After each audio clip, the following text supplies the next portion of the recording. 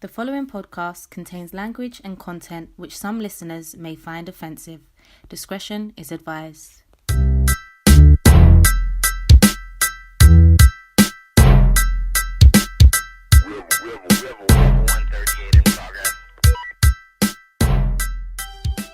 You are now locked in to Daddyless Daughters, the podcast. My name is Karina Mills. And my name is Alia Ali. And together, we will be uncovering the layers of childhood trauma, relationships, sex, and men. I had found a photo album with pictures of my mum where she had been brutally beaten. There was scarring on her forehead where he had caved her head in, and, craters in her arm where he tried to cut her arm off. He had hit me and I'd hit my head on the toilet seat and I was knocked out. But when I woke up, I seemed okay, but I'd noticed I was having contractions. I was 28 weeks pregnant at this point. So, hi, Alana. Thank you for coming to do the podcast with us today. That's no problem. Not a problem at all. Not too bad at all. A bit nervous, but we move. No, you'll be fine. Thank you. I mean, we've spoken to you a couple times before this, so, I feel like a lot of people are going to be able to relate and hopefully learn something from it. Right, and that's the point, really. I think people learn more by being able to relate and actually hearing other stories that they think, actually, that sounds familiar. So I think it's important. This is the best way for people to learn and kind of figure out where they're going. Exactly that. Lee? Hi, I'm here, guys. Sorry, I'm under the weather today, so I'm going to be taking a back seat, but I'm still very present and I'm still very much engaged. So I want to jump straight into the first question, a question we've kind of asked a lot of the young girls that we've spoken to, and that is, what is your earliest memory of your father? My earliest memories of my father are pretty much just kind of stories that I would hear about my dad from, I think, 5 and 6, where I'd hear, this is who my dad was. He was a musician, that kind of very vague picture of who he was. Didn't know much else. And then as I got older, the stories got a bit more dark in terms of finding out how abusive he had been to my mum and the stuff that he had done, and him being in and out of prison. I think right up until I was 13 was the last time I'd heard he'd gone to prison, but never seen him, never had a conversation with him or his side of the family. Wow, I was going to say, so you literally have no idea who he is? Not at all. I could walk past him on the street and not know it's my dad. Wow, that is crazy, because I know that question, sometimes people can think like, would you rather know who your dad is, or would you rather just not know who he is? I think it's tricky. I think I spent, even after knowing what I knew, I spent a long period of my life thinking I wish I had met him to hear what he had to say, to kind of understand from his point of view why he did what he did and why he never thought to come and look for me before. And that again turned into anger. You had an opportunity, you've hurt my mum, I hold him accountable for a lot of, traumas that my mum went through and a lot of losses that I had to go through. Until I reached a point where I think it was only about 2 years ago where I thought, would it be healthy, or would it serve any real purpose for me to meet him and to know him, or would it be detrimental to me? And I felt it would be detrimental. So I think I've reached a point where I don't feel the need to look for him. I don't feel that I would pray that he doesn't come looking. And I'm not sure how I would react if he did actually decide he was going to find me. Do you think the stuff that your mum told you about him contributed to painting that picture to the point where now you feel like it would actually be detrimental even knowing him? Definitely, because it was quite graphic, some of the things that she had said. And once I hit about 7 years old, as kids do, we're really curious. We want to know a lot of things. I had found a photo album with pictures of my mum where she had been brutally beaten. There was scarring on her forehead where he had caved her head in, and, craters in her arm where he tried to cut her arm off. And from the dates of the picture, she was pregnant with me, and it was dated 1996. So I think that kind of sealed the deal as well. So I have her side of the story, then these pictures that she's now confirmed were what he had done. And it was, well, if you could do that to her knowing she was pregnant with your child, your children, it doesn't make sense what good you would do me being on this earth now. What could you bring to me that would convince me you wouldn't either do the same to me or manipulate me in a way that I'm so lost in a way. I think it's easier for me to put my head in the sand with that one. Yeah. And kind of moving later on, like in your life, the relationship that your mum and your dad had with each other, how did that play a part in the way that she raised you? I personally felt like my mum had a little bit of resentment purely because I was a twin, and she carried that twin until it was maybe 5.5 months, 6 months, and she lost that twin. And I think, knowing now what I know about a mother's relationship with a son and a daughter's relationship with her father, I do feel like she'd loved me, but a part of me being on the earth could have been quite triggering for her. And what if it had been the other way around? Or, I think that caused a lot of friction. And as I got older, that started to play out in arguments. So I got the blame for the fact she couldn't see her older children, or she would throw in my face that there was a twin that's not here and I'm lucky enough to be alive. And so I think that built a foundation for us to butt heads quite often. So what did life at home with your mum look like? It was very up and down, in a sense of we moved quite a lot. I was originally born outside of London and had moved into London, and then just spent my whole time bouncing around. But in the first 7 years of my life, I knew she had 2 partners, and outside of those relationships, once those relationships were finished, she had got into youth mentoring, or what it should have been. And instead of closing the door at 5 o'clock, she would then bring these boys that she was supposed to be mentoring home. And it wasn't that she was still mentoring and she was mothering them, she was enabling their behaviours in terms of they were able to break down drugs in our house, or they were allowed to smoke and be around us. And I didn't think anything of it though. I just kind of thought, okay, so this must kind of be normal. I didn't have any sort of fear or worry or think, well, they shouldn't be breaking down drugs in our toilets, or this kind of stuff shouldn't be happening.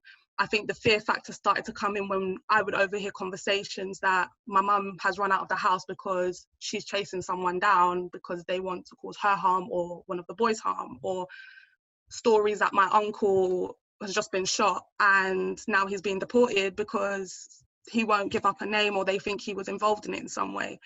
I think that's when my anxiety began to kind of fester, because if these people can hurt or try and hurt my mum or hurt relatives, then are we safe? And what is that going to look like for me if I lose my mum, or what if we get hurt, or my siblings, because I have 4 younger siblings. So I think at that point, I think I noticed that my anxiety levels were incredibly high. At what age was that? From the age of about 7 onwards. Wow. How did you, at the age of 7, not accept, but how did you take on those feelings? How did you react to feeling this way? My mum wasn't exactly the greatest person to deal with sadness, anger, anxiety. She was very much, okay, you feel it, but you kind of just need to get up and get on. So the minute we were upset over anything, it was like, why are you upset for? There's a lot worse things going on in the world. Like, you need to be grateful that you have a roof over your head and all the clothes that you could ever want. So I think for a very long time, I had spent a lot of my childhood burying very negative emotions that I felt towards her actions, past trauma before that, and just not dealing with it until I think I got to about 13.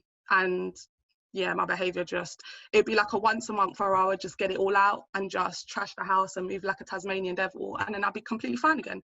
But even that in itself was so abnormal and was so out of character, and I'd feel so bad and I'd not want to do it again, but I'd find myself in a repeated pattern of reacting that way. I want to know about the come down of those moments. I could sleep for days, but at the same time, I wasn't allowed to, because although my mum had done what she'd done, she suffered with physical health problems and mental health problems. So I'd become the care provider in my home for my parent and for my siblings. I was tired all the time. I was low all the time. I was sad and I didn't know why I was sad. I couldn't, at that age, put the link to, okay, I'm burying these emotions and then they're all being let out in a way that's so destructive to everyone, including myself. And then physically having to pick up all the pieces and then try and put everything together in my own head to kind of just get on. So I think it was at that point, maybe from about 12 or 13, I'd started using self-harm to cope with the downtimes and then trying to figure out how I move forward. How did you use to self-harm? I would literally dissect razors and made it like a self-harm kit. So I had razors or broken glass or mirrors in this one kit, and that would be my go-to. And eventually there would always be a point where I'd do it for a few days or whatever and it wouldn't work. So I'd keep doing it and it would not work. So then I would turn to just taking any medication that I could find in the house and not stopping until everything was gone. But when I lived with my mom, she wouldn't take me to the hospital. So she would just stick her fingers down my throat and I'd just throw everything up. When you say it wouldn't work, what do you mean? Do you mean, were they like suicide attempts? Were you like trying to take your life, or was you just trying to release the intensity of feeling those emotions? It was a mixture of both, because when I would start, my intention was to purely feel something other than the emotions that I was feeling. I didn't want to feel this physical pain of guilt and shame and like it's all my fault and now my whole house is mad and on edge because I don't know if I'm going to kick off again. But then once I do it, a part of me would think, okay, am I going to die? Maybe. And do I care that I'm going to die? Probably not. Just kind of go with it. Wow. And that was from age 12? 12 onwards. And you spoke about having feelings of guilt and shame. Was you sexually molested?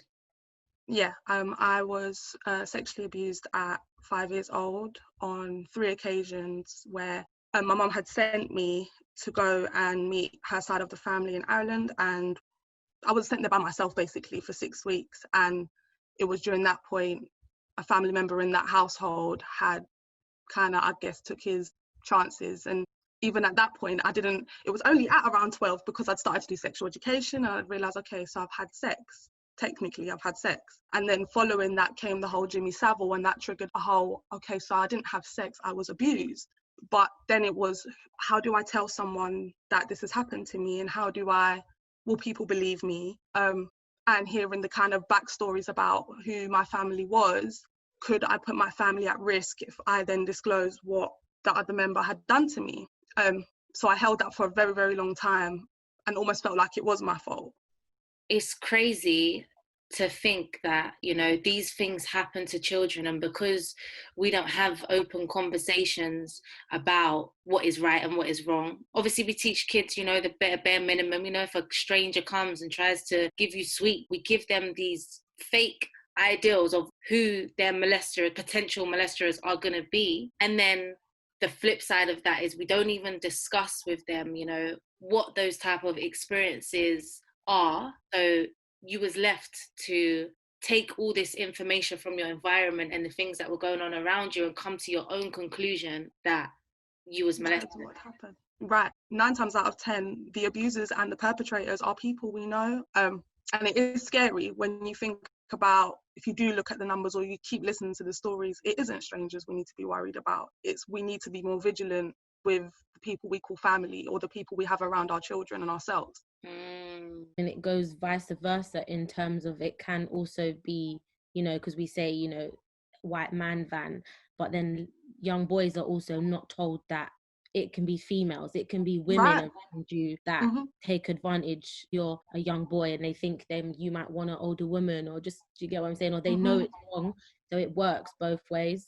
Right, for sure. I think we have got into a habit of sticking them all in a box and painting this really weird picture that we are avoiding the men in the van, but we're not looking at, okay, if someone touches us in a way that's inappropriate for our age, we are told no one should touch our private parts, and if they do, we need to speak, we need to shout, we need to run. And that's the kind of messages that weren't being conveyed, and thankfully now we are seeing a bit more of that, but that just wasn't the case. So when you had to now process the fact at 12 that, you know, these things had happened to you, what was your journey like after? It was really weird. I was conflicted, because a part of me was like, okay, I feel dirty because somebody else has touched me, and at that age we're in school and we're hearing, oh, this girl's a hoe because she's had sex. So in my head I'm thinking, am I a hoe because I've had sex? Although I didn't know what happened, am I a hoe? But at the same time, I felt like I was quite sexualized myself, because I started to have those feelings of, okay, well, I do want to have sex, but it's, okay, who do I have sex with? And am I really ready to do that and actually agree to it? And what would happen if I said no? But I did end up at 14 having sex for the first time consensually with someone that I had known at the age of 12. I kind of call him my comfort blanket, because anytime there was a problem, if I could get hold of a phone or if I could run away, that was who I went to, and that was just my be all and end all, and the whole world could fall apart around me, but as long as I had him, I didn't really care. How old was he? He was 13 at the time. He had lied about his age though and said he was 15 at the time, but he was only a year older than me. Wow. So you started getting in a relationship with him from 14 or 12? From 12, it was purely platonic until 14. And then it became a lot more than just a, haha, I love you, all that kind of stuff. It was, yeah, we'd reached adult levels at that point. So what was your relationship like with him after? After I had sex? Yeah. In my head at the time, I thought it was like the best thing that ever happened to me. However, when I look back on it, it really wasn't. Everybody knew who he was because he slept with anybody and anything. And I think he knew that I was vulnerable because I told him everything. So he knew that I would run to him and I would talk to him. And he was pretty much in our area known as like some kind of maniac. He was quite crazy and really aggressive, but I'd never been aggressive towards me. So in that respect, I was just like, well, it doesn't matter what he does to anyone else as long as he's all right with me. But because of his affiliations and his activity in our local gang, people started to realise that I was supposed to be his girlfriend. So I then didn't realise until I'd hit 13. And when I went into care for the first time at 13, nobody could tell me nothing. If I'm going out, I'm going out, and just expect me home whenever I come home. And at that point, I would go into different areas with friends and people started to know who I was. And it caused a lot of backlash because where he had caused damage to people or it was an area I shouldn't be going in because of who he was, I would get one black eye here or, you know, beating the hell up because of who he is. And they automatically thinking that I'm affiliated with the gang that he is involved with. And it didn't help that our school had a very strong affiliation with the same gang. So they came to the conclusion that I was involved in everything that he was involved in when that wasn't the case at that time. Do you think you attached yourself to, you know, this boy who had built up this persona of being a bad boy because you had that daddyless daughter wound, which is lacking the protection, the security? Definitely. I think knowing that I've not had a dad, there have been men in our lives that stood in, I guess, but I wouldn't say are father figures. I went for somebody who was technically emotionally unavailable to me. He was available to me when it suited him, but he wasn't emotionally available to me in terms of what I needed. And then seeing what I considered as a normal man in our household, which was a man who was aggressive on the streets or was out selling drugs or was doing these things. And then the guys that my mum was bringing to the house, that kind of guy was normal. I didn't know anything else outside of that. And also at that age, it's kind of like you're also projecting and expecting this 13-year-old boy to show up how your dad was supposed to always show up. Exactly. I did. I think even now as an adult, I look at a man and I think, could you offer me the emotional support that I should have had a long time ago? Or can you mirror, I don't expect you to be my dad, but there is a certain foundation that a dad should have given his child that I automatically expect from a man. And in some ways it's a blessing because it kind of builds a foundation, but when you've not had it your whole life, it is quite easy to be tricked in the beginning by someone who is less desirable. So now you've been in this relationship for a few years now, right? So how did that come to an end? After we had sex, I was scared to message him because I thought, what if he doesn't want to speak to me again? You know, I know he slept with other girls before. What if I didn't meet the standard? And it was only 2 weeks after my 15th birthday, I found out that I was actually pregnant. So about 4 months pregnant at the time. And it was then that I spoke to him. So there was a huge gap where we didn't speak. And when I did finally approach him, it was, that's not my baby. And I said, well, I haven't slept with anybody else, so it's impossible for it to be anyone else's. And it was, well, get an abortion. And I said, well, I could, but I'm 3 days off the cutoff point to get an abortion and I don't want an abortion. And he said, well, you can't tell no one it's mine. And we had no contact until the December of that same year, where he said he wanted to be involved. He wanted to be a good dad. And literally 3 weeks after that, he went to prison and we had no contact for maybe 2 years. Wow. So then how did that feel, like knowing I'm pregnant and the father of my child has gone to jail? I think I had already come to the conclusion once it was confirmed I was pregnant that I was going to be doing it on my own. I couldn't see him stepping up to the plate. A part of me had wishful thinking that he would come back and things are just going to work out. And I just kind of knew that I would be doing it on my own. But I knew I would go back to him if he came back in the picture. I knew that I wouldn't be strong enough to just say, actually, I don't want nothing to do with you. You're not going to be good for me and my child. And I battled with that. However, that's exactly what I did. As soon as he came back in the picture, I accepted him in with open arms. So when you came back and you accepted him with open arms, who was he and what was your relationship like?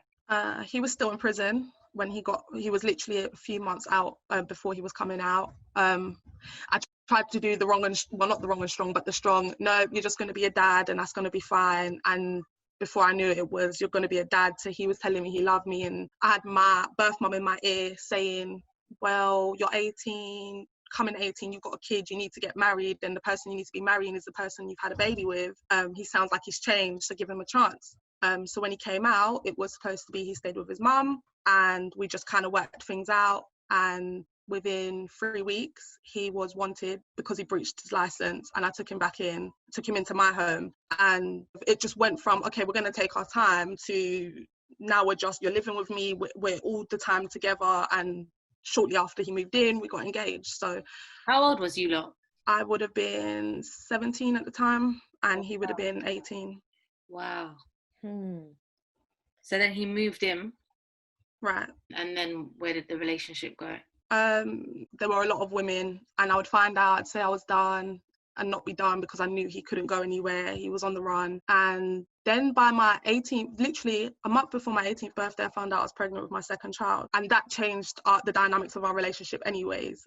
I've always been feisty. I'm a nice person, but when I feel like I'm being taken for a mug, I can give as good as I get. I'm not someone who will just sit down and roll over. But when I got pregnant, I started to think, well, we're supposed to be engaged, we've got 2 kids now, I can't afford to be fighting back, because if I land the wrong way or anything like that, I could kill the baby. I don't want to do that. So the whole time there was also violence in the relationship? Yeah, pretty much, but it was from both sides. Yeah. So if he had even just tried to grab me, and it could have been just to talk to me, I would have been like, get the fuck off me, and throw whatever's in my hand at him, and effing and blinding, all kinds of crazy stuff. Right. But the minute I stopped fighting back, it was no longer a grab or, a shout, or it became, he punched me in my head, or he'd throw something at me, or he's kicked me downstairs, or he would drag me by my hair from one end of my house to the other. So I'd have friction burns from the tops of my shoulders to the bottom. And again, it was like, okay, I'm going to leave. His sister found out and said, look, you need to leave. But I'd always go back. Why do you think you always went back? Because I kind of thought it was normal. I'd kind of seen that kind of stuff going on with my mum, that we'd fight. But then when I had tried to speak to her about the times that he had hit me, she would say, well, that's not domestic violence. I went through these things, and you can't even scratch the surface of what I've been through. You two are just as toxic as each other. So I thought, well, maybe it is my fault that he's acting like this. And then maybe the more, if I can keep mellowing out, he's going to eventually mellow out. And that definitely didn't happen. It sounds like your mum always treated you like an adult. I didn't realise until now, even when I look back, I genuinely, from a very young age, did not feel like a child. I was an adult. I looked after kids, which made me feel more mature. I had to look after her on top of that. And then even my mindset, I remember even being 13 and my social worker was saying, you're so articulate. Like, I don't know 13-year-olds your age. And it didn't really hit me until I saw 13-year-olds my own age, and I didn't have a lot of friends. I kept a very small circle. But even then, we were just not on the same level. Like, they couldn't understand certain things that I could. But I didn't realise that I was still a child that just knew a lot of growing up stuff that I shouldn't have had to have known or have had to deal with at that point. So do you look back and think to yourself, essentially, you was completely robbed of your childhood? 100%. 100%. There are a lot of people that could have stepped in, and I think tried to. When I look back on my records, there were stupid amount of referrals made to social services saying this child's at risk, and no one acted on it. So it just meant that my mum was allowed to do what she needed to do, that she felt she needed to do, and I had to pick up the pieces for her and my siblings. I'm now putting myself more at risk, and I didn't know what it was like to even just without drugs or without alcohol, simply just go to a theme park with my friends or join a summer program that kids will do extracurriculum and just be a kid. That seemed absurd to me.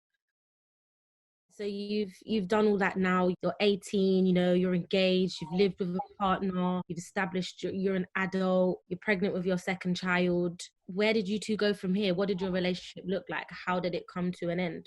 The relationship spiraled in terms of he was quite controlling with my money, what I wore. I tried to spend a lot of time with my birth family, which he wasn't happy with. So every weekend I'd be down there, but that then came to a stop also.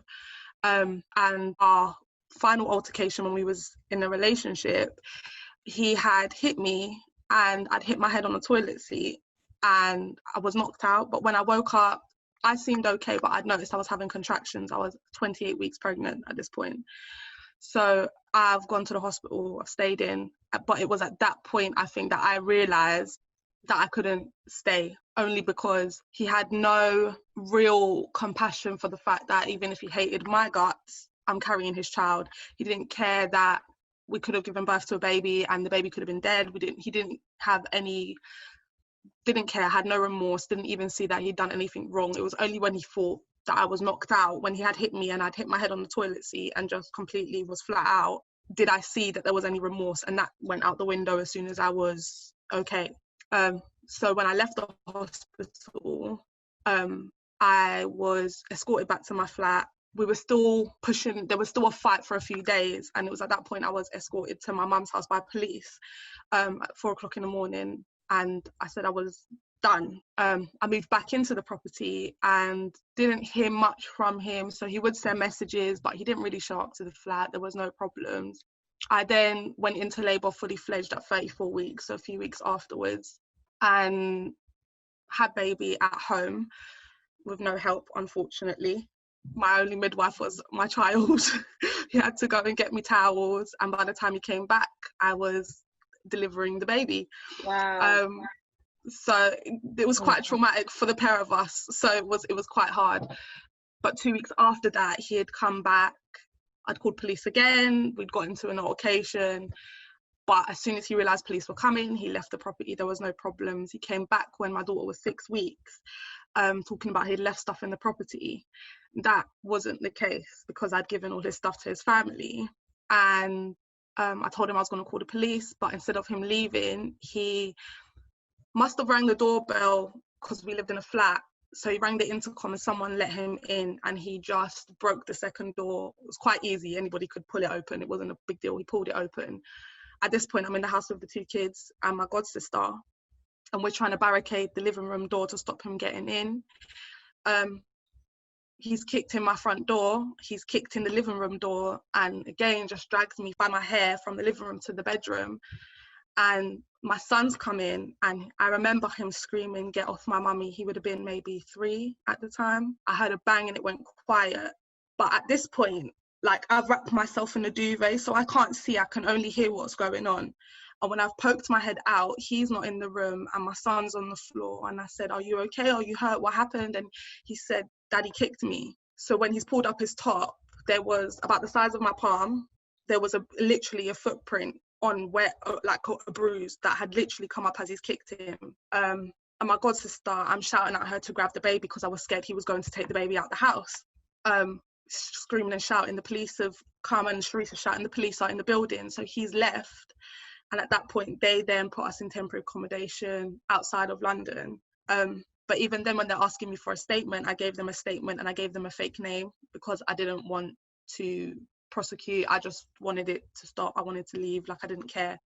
And in the end, they found out through the neighbour, because the neighbour had known his name, that his name wasn't the name that I'd given. So they had the name for him and they said, "Look, we understand your situation. If you said you didn't want to give your name, we can only ask you. We can ask you as many times, but you could have actually been arrested for perverting the course of justice." And I was like, "But it was towards me. It didn't make sense." And they said, "But it's the fact that you gave us a fake name, knowing that he's done this. We are going to arrest him and you're just sending us in a circle."